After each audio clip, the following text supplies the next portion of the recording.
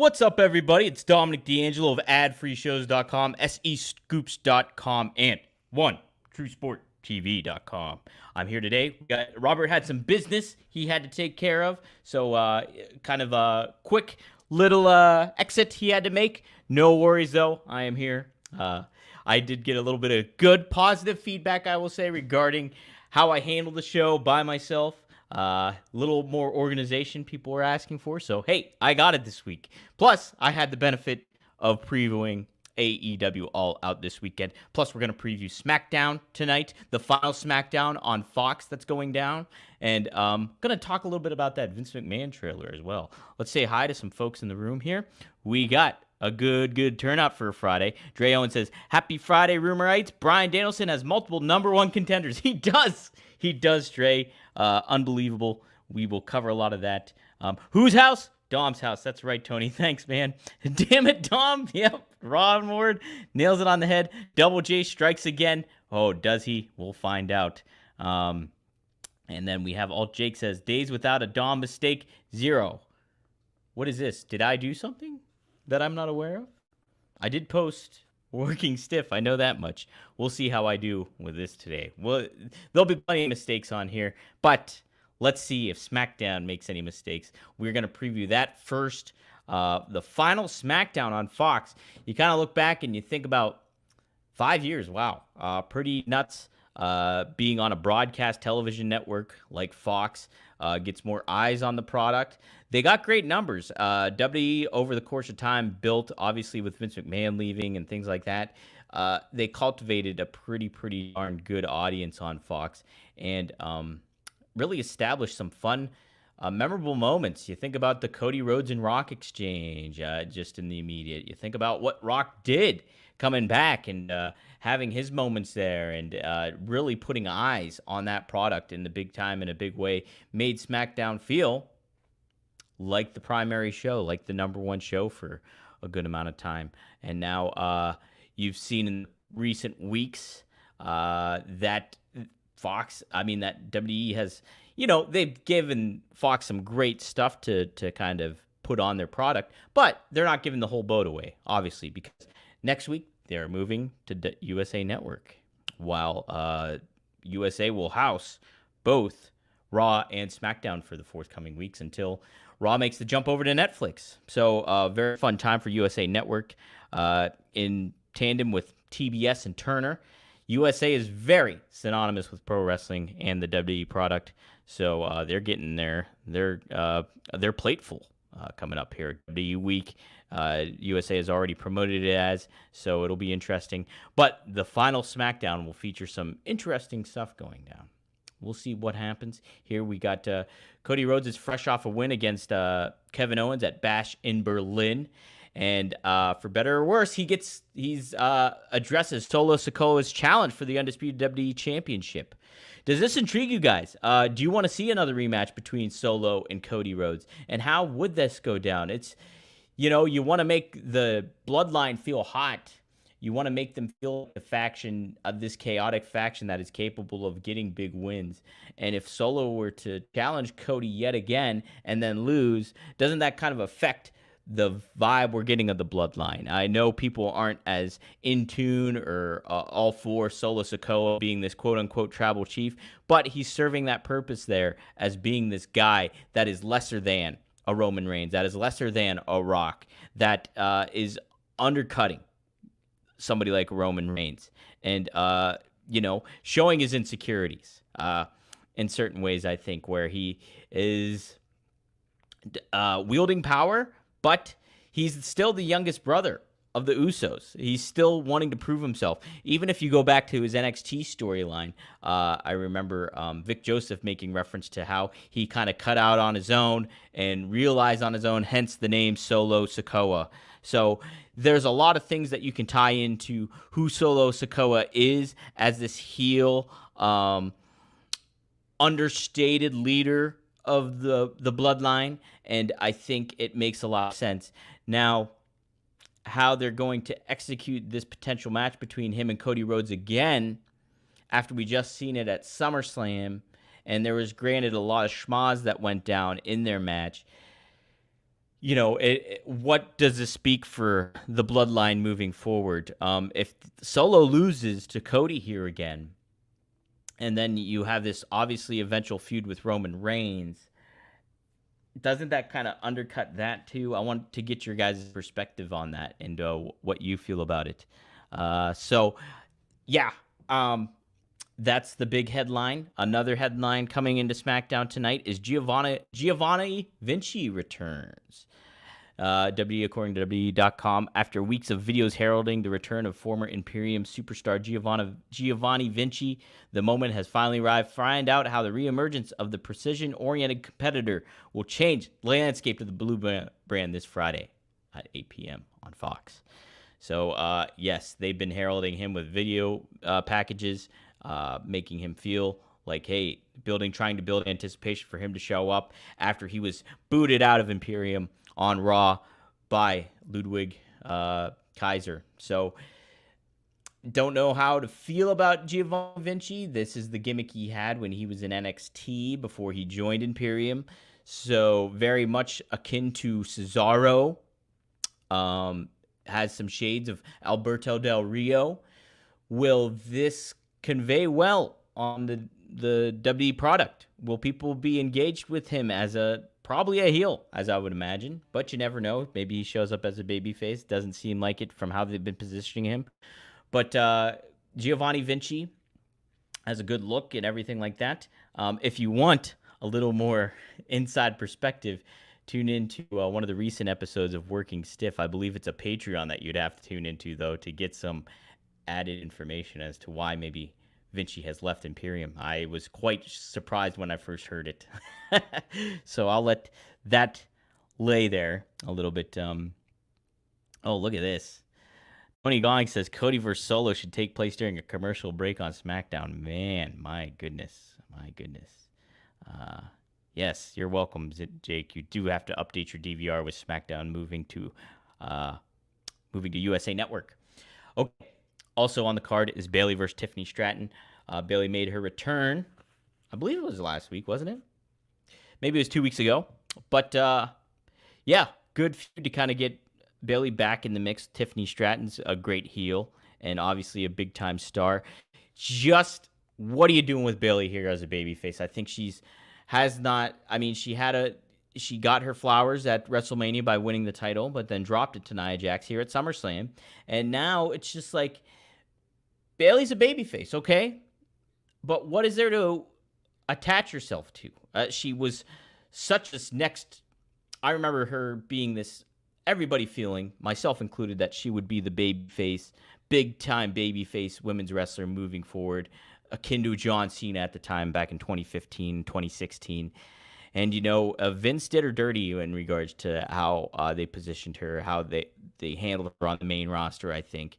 And just unfortunate set of circumstances where there was a lot of money behind Bayley as a babyface, big time. And I think if I were WWE, if I were their creative, I would try to find a compromise as to what she currently is as a modern-day babyface, but what she used to be in the past, what people really liked about her. Bring back the Bayley buddies. I think that's, maybe that's naive of me. I don't know, but I really think that playing back to her old character that people really liked would connect her again with fans again and make her feel like a top star again in the business. And she is. She's talented.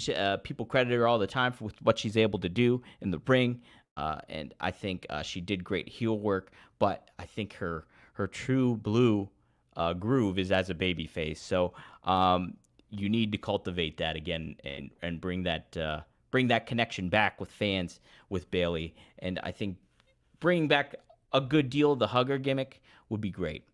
I think it would be great and benefit her a lot. And it ties you to what you want to kind of convey maybe with SmackDown, making it feel different than what you're going to get on Raw on Netflix. Give a little bit of the wholesome aspect. Give that Cody Rhodes vibe in the women's division a little bit. That's kind of what I was thinking when it comes to Bayley. What else we have? We have a multi-man tag. Street Profits and DIY take on the Bloodline in an 8-man tag match. So not only is Solo going to confront Cody Rhodes, but you have Tamatonga Tangaloa, and Jacob Fatu in action going against Montez Ford, Tommaso Ciampa, Johnny Gargano, and Angelo Dawkins. Should be a very fun athletic match.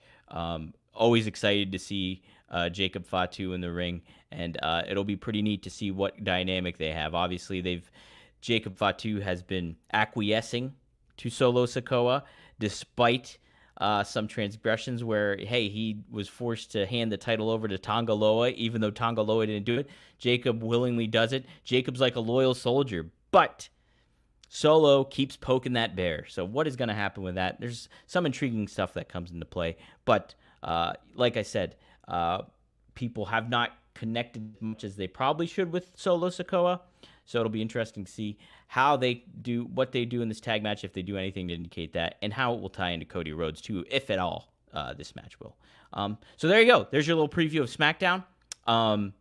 Hey, a little preview of NFL football yesterday, did we not? The Kansas City Chiefs beat the Baltimore Ravens in what was a thrilling game. I did not get to watch it, but I saw the final play of the game. I also placed a little bet. That's on DraftKings Sportsbook. I placed that bet. I bet the spread for Kansas City and won. But you guys want to check out DraftKings Pick 6.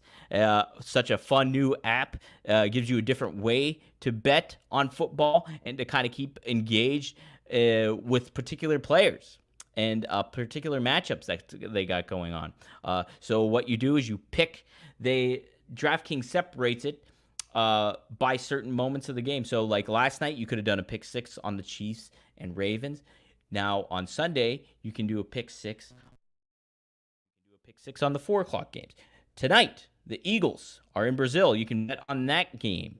Do pick 6 with that. So I did a quick little rundown of what my picks were for this week, and if you want to follow along, you can do that. You can make the same bet that I was going to make, and have some fun with it. All you got to do is place a $5 bet. First time people get an extra bonus bet. You get to 100, I believe it's 150 deposit. You just sign up for the DraftKings Pick 6 app and type in promo code RUMOR, and you will get those benefits. So all you got to do is bet $5, like I was going to do here.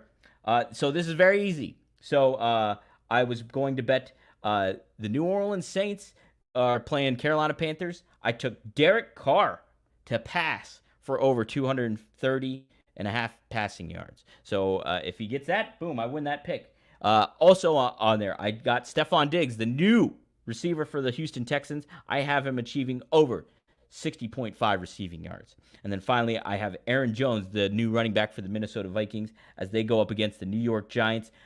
I have him rushing for over 54.5 yards. So those were my 3 picks that I made.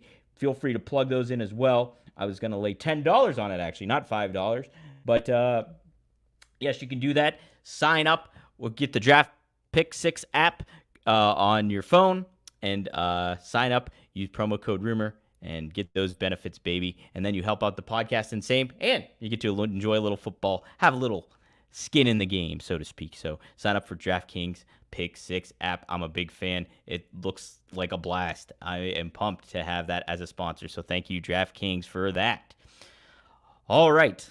It's time to preview AEW, the All Out. Tony Khan had his media call yesterday. I was on that. I asked him 5 years. It's been since AEW Dynamite has first aired, coming up here, and what was his memories, but I really wanted to get more of an answer of what has he learned about and what can he improve on as the CEO and president of AEW. Now, Tony Khan was thankful for the question. He went into great detail plugging the card of All Out, had such high praise for Bryan Danielson as a champion and how happy he is to have him a part of AEW, and really put over some other names like Jon Moxley coming back and all that stuff. Very much hyped the show. Fortunately, did not really answer my question about what he could improve on after 5 years. But Tony is always very positive during those media calls. Just doesn't necessarily answer some of the questions. But was pretty forthright in certain other aspects. Really heavily teased the upcoming TV deal, saying it was in the red zone really put over Warner Brothers Discovery and David Zaslav. So, that is just on the precipice of breaking at some point or another. And it seems like very good news. And Tony said that it's going to be good news for AEW. So good for them. I'm very happy for them as a wrestling promotion that raises all tides here. When it comes to that, if you are trashing AEW, if you don't like their product, that's one thing. But to root for it to fail is another thing that is very contradictory to wrestling fandom, because that just raises competition. If they weren't there, look at what we'd be. I mean, WWE's doing great stuff with their product, but they don't have any competition then at that point. And wrestlers don't have another major name that they can go to. So Tony provides that and has done it for 5 years. I'm very optimistic at the future of AEW. I think that what they've been doing in certain regards has been better for the product. I used to be a major, major advocate and in-tune viewer of AEW starting off. Marcus, my degenerate brother, and I used to do a show on WrestleZone called Two Dynamite Dudes, where we cover it on a weekly basis and be so excited for the prospects of who they could sign, what they were doing, the possibilities that came into play. And they very much veered from the creative aspect of delivering and making things make sense to the fans, and got me very disenchanted. And, as a wrestling journalist, I got to give my opinion and kind of be forthright with how I feel about these certain products. And, I think Tony Khan has been kind of making the right steps in regards to getting some creative stuff done, but there's a lot of work that needs to be done still when it comes to the aspect. And Robert and I talked about the Go Home episode of Dynamite last night, or on Wednesday, and we liked the product, the show overall, but still a lot of speed bumps, still a lot of things that really need to be tightened up. So let's go over the card real quick, huh? Shall we? Let's do it. Okay, I'll give my previews and predictions. We'll see how I do on Monday. We will start off with MJF versus Daniel Garcia. Okay, they've really hammered up, like, a lot of promo time between these two. It feels like an engaging feud, I think. I'm not as down on Daniel Garcia as some people are, I think. I do like him. I think he's got a lot of, Robert is not a big fan of his promo ability. I am not as down on his promo ability, I think, as Robert is. I do think he speaks with conviction, and I think that's very important as a wrestler. You get that fire over. The content that he talks about is not as good. Making fun of physical appearances, on both sides, MJF or Daniel Garcia doing it, does not add anything to the feud. It makes it feel less than. I just want this guy wanting to beat up this guy because this guy did him dirty. That's basically all you need. You don't need all this other fluff. You don't need, certain things about, like, I have a fetish to kick your ass and all this stuff. There's just different ways to handle this. They didn't do it in the best way. I'm going to make the prediction and say that MJF will win this match by underhanded means. Maybe this feud continues, but I think this was a fine thing to kind of hopefully elevate Daniel Garcia. But I think, you want to have bigger things for MJF to be in the mix with. And, you want Daniel Garcia to kind of go through the struggle, as Ricochet put it in a recent interview. He likes the struggle of going up, trying to build himself up as a star and stuff like that. And I'm not a Dragon Ball Z fan, but he used some Dragon Ball Z references, Ricochet did in this interview. And, I think Daniel Garcia can learn from that and have that kind of trajectory. So there you go. Okay, AEW Continental Championship match. Oh my God. I'm just going to say Okada, the champion. He's got 3 more contenders to be determined tonight on AEW Collision. And I know Lance Archer's involved with that. I know Mark Briscoe's involved with that. I am not sure of the other contenders in this match. My prediction here is that Okada will drop this title this weekend. But he won't take the pinfall because I believe it's a fatal 4-way match. And so he does not have to be involved in the pinfall to lose his championship. I think you want, much like MJF, you want bigger things for Okada.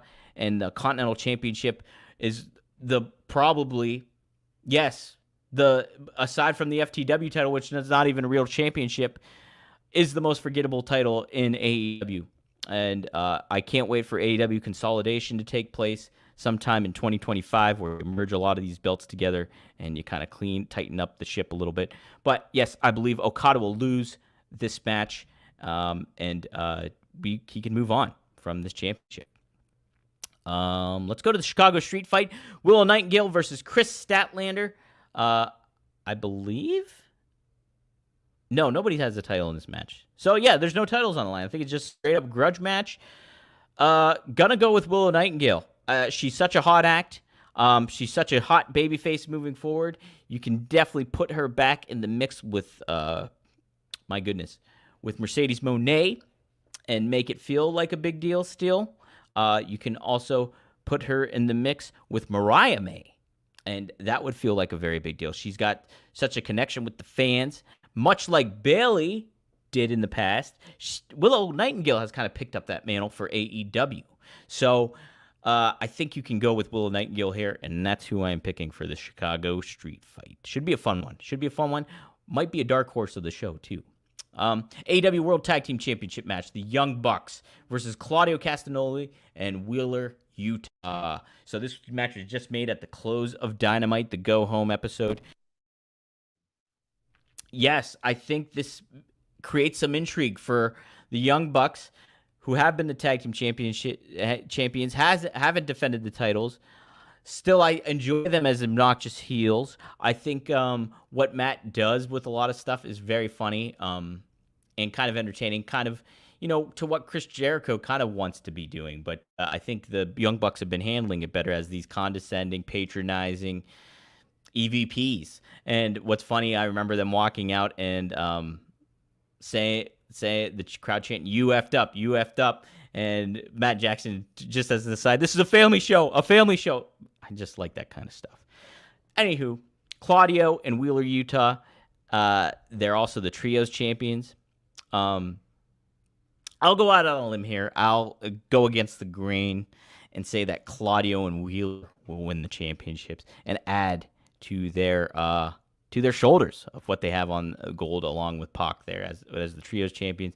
I think they can also be the tag team champions. Kind of elevates Claudio and Wheeler in a lot of ways. The Bucks don't necessarily need those titles right now. They just don't, and they haven't. They haven't really been defending them. I know that's kind of like a heel tactic, but it's also kind of, let's get the tag team titles back in the mix and get them on a couple of guys that will be working week to week and having matches and everything like that. So I will say Claudio and Wheeler Yuta are my pick for that.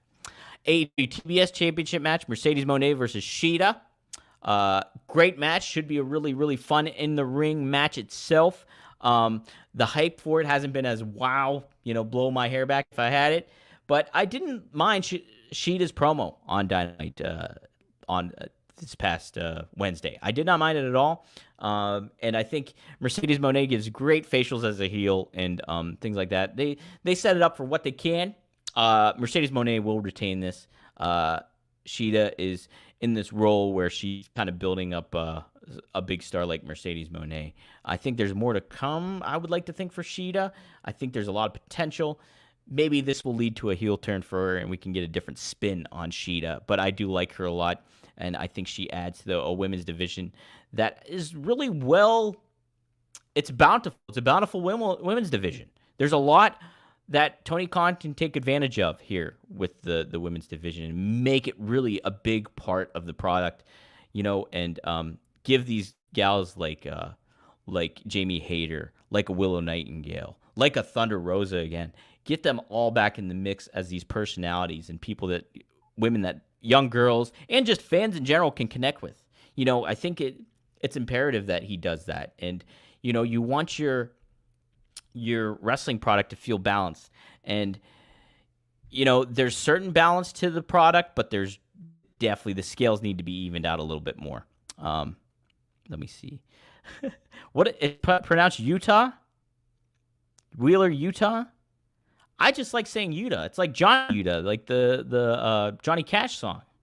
I'm going, baby. That's what I'm going with.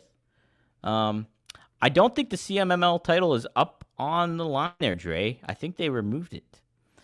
So yeah, Kazuchika. Thank you, Kazuchika. I'm glad you guys are here instead of Robert to help me out. So there we go. AEW International Championship match. Will Ospreay versus Pac. Man, I am excited for this match. I like Pac. I like the viciousness that he shows, the ruthlessness that he shows, and Will Ospreay is just the ultimate babyface at this moment in time when it comes to what AEW has. I'd put him up there with Cody Rhodes as the biggest babyface in pro wrestling right now at what he is doing and how he is handling himself. This whole feud has been very, I don't want to say thrown together, but it kind of has been thrown together, right? Like Pac has just kind of been the heel when he's working with baby faces and Claudio and Yuta. And it isn't hitting the right way for me in certain ways. And I think on top of it too, I'm sick of this. Oh my God. Like this has just been this whole kind of thing when it comes to AEW is all about certain, and I get it, it's pro wrestling, so you're going to deal with injuries, but it's such a highlight on the injuries rather than the feud itself. It's just like, oh, we're supposed to be concerned with Will Ospreay's neck and how is that going to affect him in this championship match against Pac. That's what they closed it out with, like, and it's this whole tried and like well overdone, well overcooked thing of like, oh my God, is he okay? What's going to happen to Ospreay here?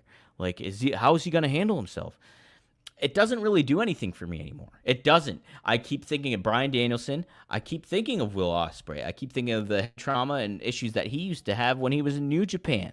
And I remember him talking to Dave Meltzer about that, and dealing with like depression and all this stuff. And you think about, not Hangman, you think about Adam Cole. You think about what he's gone through. You think about all this stuff.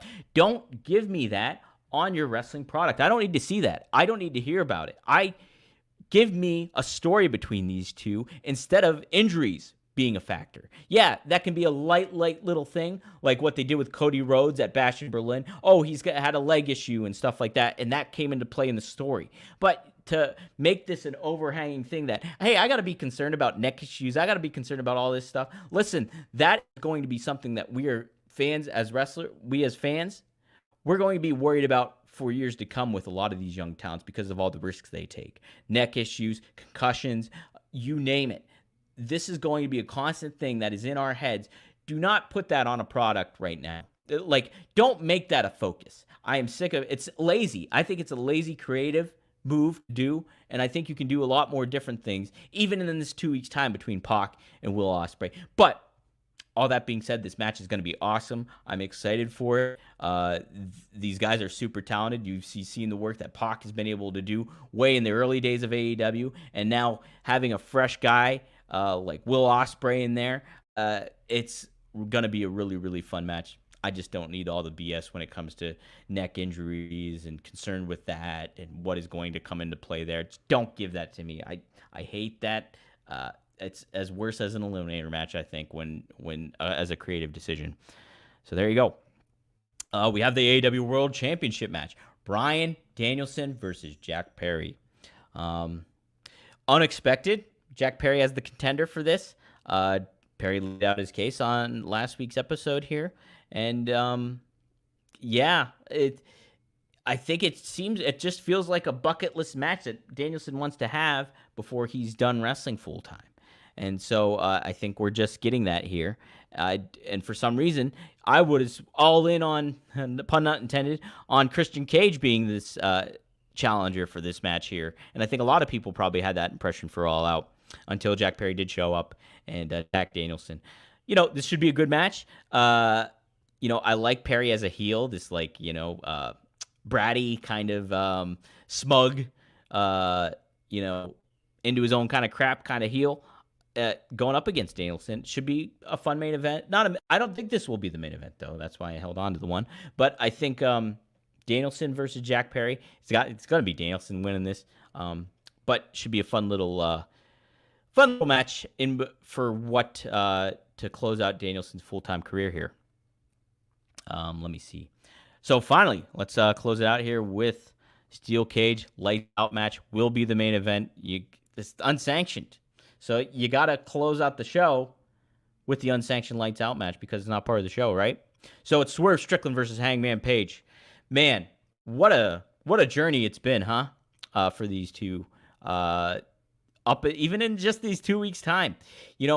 Robert and I were. I don't know if Robert was. I can't remember, but I was very critical of how they handled Hangman in that first promo, the 2 weeks ago on Dynamite, where he did not defend his wife, his kid. He kind of just walked away from what Swerve had to say after he revealed to him that, hey, I was watching your pregnant wife. You take her to the hospital to have your second child. Then you think on top of it why Hangman has been so angry in the first place was Swerve broke into his house and looked at his firstborn in the crib. Creepy, weird, ultimate heel stuff. Almost basically stuff you can't come back from.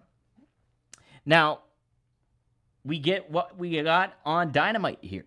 Closing out the show when it came to Hangman, burning down Swerve's house. Whose house? Swerve's house. He burned it down, baby. And great all-time moment for AEW. The visual of it all. Hangman drinking on a recliner in front of the burning house. Amazing stuff. Really sets the tone. Builds up the hate between these two. Swerve felt so confident in him being able to, hey, I moved on. I moved on from you. I put my focus on the championship. And you know what? That's what you should do too, Hangman Page. And, maybe Swerve had a case. And this is what I've thought to be fascinating on social media. And just in general here. Holy smokes. We got a little issue going on up above me. Anywho, that's what you get when you live in an apartment complex. But, yes, you think about all the stuff that, Swerve, he kind of made his case for this and had all that going on with Hangman. But I don't know. Like I said to Robert, Hangman's actions feel a little justified. Arson's bad, okay? It's bad, okay? But so is stalking your family. So is creeping on your firstborn kid while he's in a crib, breaking into somebody's home. That's bad, okay? That's really bad. So Hangman to kind of go in this and burn down a house that is empty. Nobody's in it. It's one thing if there's people in it. All right? That's a different story, obviously. But Hangman was walking through it, dumping gasoline. There was no kids, no animals. Nothing was in this house. He let that mother down. So I don't have a problem with it. I don't know why people are like, and like for Excalibur to frame it at the end that, oh, Hangman can't come back for this. This is bad. I was like, he kind of had a point, man. Like, it kind of made sense. I get it. I get why he did it. And from a wrestling world atmosphere, it kind of makes sense. So, and this cage match makes a lot more sense now. They hooked me. They got me going. I am ready to go. I can't wait for this pay-per-view and to see the outcome of this match because these two have done an excellent job at creating that hate between one another. This is the kind of stuff that you want to see with an MJF and Daniel Garcia, like the content that you want. The content that you want even in a Will Ospreay and Pac. Don't give me these injuries. Don't give me these, hey, you got hair plugs and you have acne. Stupid. Give me hatred. I don't like this guy. I'm going to kick his ass, and it's going to happen in a steel cage. So there you go, guys. There is your AEW All Out Preview. I will close it out with some final thoughts, like Jerry Springer and the Vince McMahon trailer. That popped up right after Robert and I got done recording yesterday. And got to say, wow, it's going to be a really fascinating watch, is it not? You see that they positioned Vince early on as, man, this guy, from pork and beans to kings and queens, basically. Hey, he's been able to do this. He's been nuts. He's got this whole thing going on where, it was Mr. McMahon, the boss, the billionaire, the guy that brought WWE to the global forefront of it all. And Then you see all the controversies that come into play. They make reference to the steroid trial, a visual reference. They have, other things going on. The Chris Benoit, they showed that stuff. You have major names talking about him, from John Cena to Stone Cold Steve Austin to The Rock to Eric Bischoff. All are on this documentary series. And then you do get light reference to what's been going on when the Wall Street Journal broke out all that stuff and the hush money. And now how much are they going to talk about the Janelle Grant case and all this? Intriguing setup. Great trailer. I'm ready to roll with that. It'll be interesting. Obviously, it'll be the talk of the wrestling world when these episodes drop. And wow, how is that going to go? What's this going to make WWE look like as they head into Raw with Netflix? Lots of fun, wild elements into play. What a wrestling year this has been. It's just been really, really fun to cover on all standpoints of things. From WWE has been just wonderful, doing great stuff. And then AEW, what they're going, and hopefully a new horizon for them as they move forward with this television deal that's in the red zone, as Tony Khan said. So we'll have to see how that goes. I'll take a couple of questions here. Yeah, says, take care of yourselves and each other. That's right. Hangman was recreating Undertaker's story. I like that too, Dre. Good point. Okay. Wrestling Old Head asks, what match are you most looking forward to at All Out? And do you think Ricochet will be added to the show? The simple fact that you mentioned that, and I didn't even mention Ricochet in the card, and then Robert had to say yesterday that Ricochet was not on Dynamite, it blew my mind because it wasn't, and I didn't even realize that. And I even mentioned the Ricochet interview in this freaking show, on this episode, and he's not on the All Out card. Yeah, I guess I would. I would put him in there in some capacity, but what are you doing not promoting him? What are you doing not having him on your go-home show? It's one thing if he's got like personal issues or there was already pre-planned time off for him here, but you're really like, I don't know, like you're cutting it short here when you're in a good moment. You're in a thick of pay-per-view action going on between All In and All Out. You announce his debut he comes out at All In. He has his debut match the following Wednesday on Dynamite, and then we don't see him. We don't hear about him. Nothing. It just doesn't make sense. These are the holes that AEW really, really needs to work on. Really needs to patch up this stuff, tighten the ship. From how it sounded like there's a bunch of people giving their creative input behind the scenes in AEW, and Tony Khan needs to hone in and select a few names. Get your closest confidants, whether it's Bryan Danielson's a perfect one. You get somebody like Jake Roberts. Get people from different eras. Get people with different insights. The Mike Mansuri, get a Bryan Danielson, get a Jake Roberts. You get a core group of writers, people, creative minds. The Jennifer Pepperman, get her in the mix then. You hired her for a big deal, make her part of the mix, and I'm sure she already is. But really just hone in and select a few people that will help your product, enhance your product, make it better. Because you want this new era to feel like a big deal for AEW. I want this new era to feel like a big deal for AEW. And hey, because all wrestling, when it's good, it's damn good. Hangman Page showed that on Wednesday night. And I think we're going to see that on All Out too. So, guys, thanks for joining me. Thanks for the fun week. We'll be looking forward to discussing this with Robert on Monday. If you like what you're seeing from me, you can see more at rvdtv.com. Go there. Check out new episodes with Rob Van Dam, One of a Kind with Rob Van Dam. Drop every Monday at 4:20 p.m. Eastern Standard Time. Dang it. As I'm saying this, I just remembered I did not plug Rumor and Innuendo on our recording yesterday. So I'm sorry. If Robert hears this, I'm sorry, Robert. But I will do it. I promise. I just completely forgot.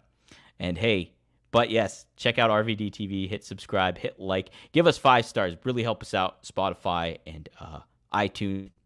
Want to get the audio numbers. Bam. Cooking for RVD because it's such a great show. We cover the Vince McMahon trailer. Rob breaks news regarding Dark Side of the Ring. Check it out. It will be available on Monday at 4:20 p.m. Eastern Standard Time, and you can sink your teeth into it then. But I might release that clip a little early on rvdtv.com, so be on the lookout for that this weekend. But guys, this is fun. Robert recorded Working Stiff with Scott Chaplin. That is up now. You can tune in. They preview Dynamite. They talk about Hulk Hogan's comments. They have a little chat about Eminem even. It's a fun episode. And they'll be back with a Patreon too, probably to review AEW All Out and all the ongoings there. Just fun time to be a wrestling fan. Is it not? Is it not? Have a great weekend, guys. Best of luck in your future endeavors. And hey, let's go Jets. Huh?